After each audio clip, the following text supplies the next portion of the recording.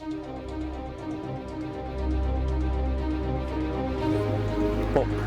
And here, flail, hook, hook. Up here.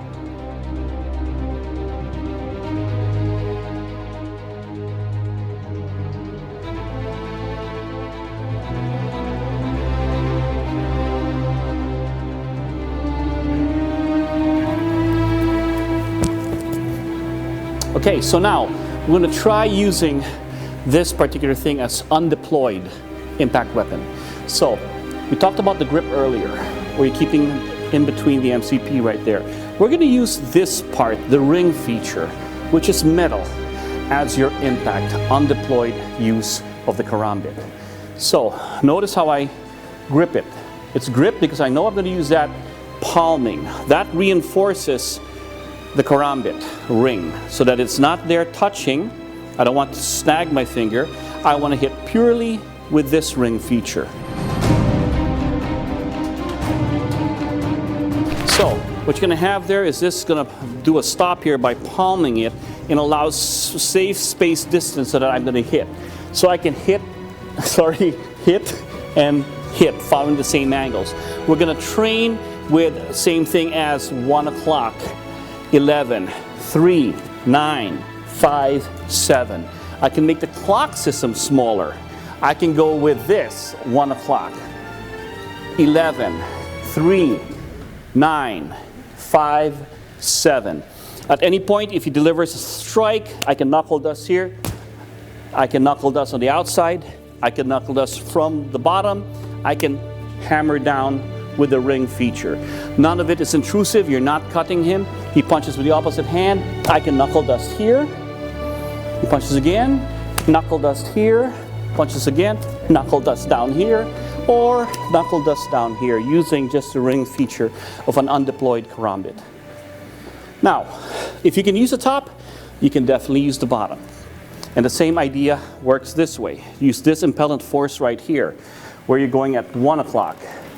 11 o'clock, 3 o'clock, 9 o'clock, 5 o'clock, 7 o'clock. Small clock system, 3, 9, 5, 7.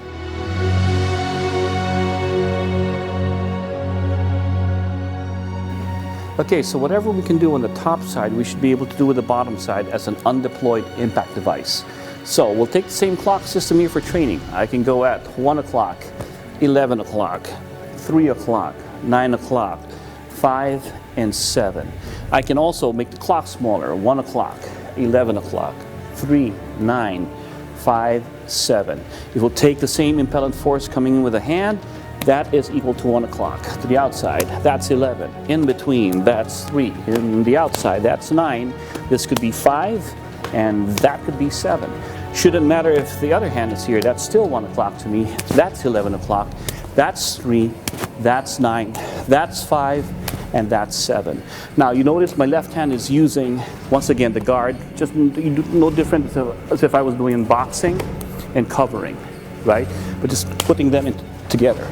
And you can mix and match. Sometimes I may enter with the ring feature, enter with the puño or the butt end. Once again, I enter with a ring feature, he fires that, I hit that in there. I can go ring feature, butt end, ring feature back to the inside. Again, ring and just switching to whatever is available, then I can hammer down again with this side. Now, if I choose to do so, I can go uppercut on this, but there's a danger of catching with this particular thing. If I keep it closed, I can just clip him. Pop, nothing happens. If I remove my hand, and I'm going to use this hand here as a deployment feature, then it'll catch, and then I can hit.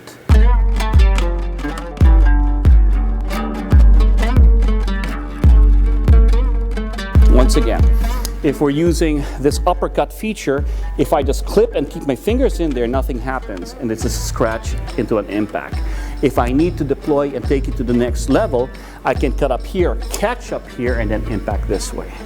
Once again, the other way to do it is I can deploy this way, hit, and use that wave features to scratch him and then impact. Or if I open my hand, I can catch it here. Fingers are open. Knowing that's about to happen, I take my fingers out, deploy it, and then impact in that way. Hit, deploy, strike, and hit. And you're back into the position. Wow. Let's do that again. All right.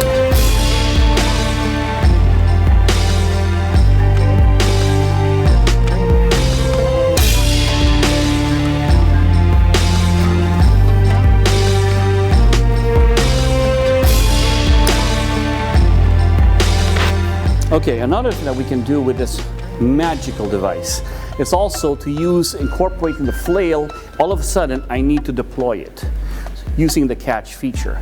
So let's say he delivers a strike here, I flail, and I'm for some reason required to do that. All I need to do is make sure I find something that'll catch, in this particular sense, deploy, and then hit. Whether I deploy with a flail here, the impact is right here. The impact is the head. I pull down, I deploy here, I hit using the catch feature. Okay? Let's do that slowly. Slowly. So basically I'm flailing into a deployment. I decide I need to deploy it in an open position. The wave feature now is going to catch in the clothing. It's caught, I can strike. Now a little faster. All right. The same idea of just hit, deploy, strike, and hit. And you're back into the position. Wow. Let's do that again. That was really all right. In super slow-mo, hit, deploy, hit, and you're back into position here. You're given something, you study the attributes, then you create its use based on those attributes so that you know it works. How do you know it works? Test it. You got to test everything that we do. Now, in our particular sense, this is part of the art. We found a beautiful blade here, the 599, made by Fox, that is very quality made, a folder to keep it legal in modern society. Then we look at, oh, wait a minute, it's not edged. Why isn't it edged? Well, then it must be impact. Let's look at the attributes. If anything that's curved means that it can capture. This apart here also means that it can capture. What's the other attribute? It's got a wave feature. Is the wave feature limited to only deploying when you pull it out of the pocket? I've demonstrated no. There are times when you want to keep the impact closed before you deploy, and at the time of need, deploy it closed, deploy it this way, impact, deploy it that way, or stretch, deploy it that way, or deploy it that way. Any way you want to catch it, make it work for you.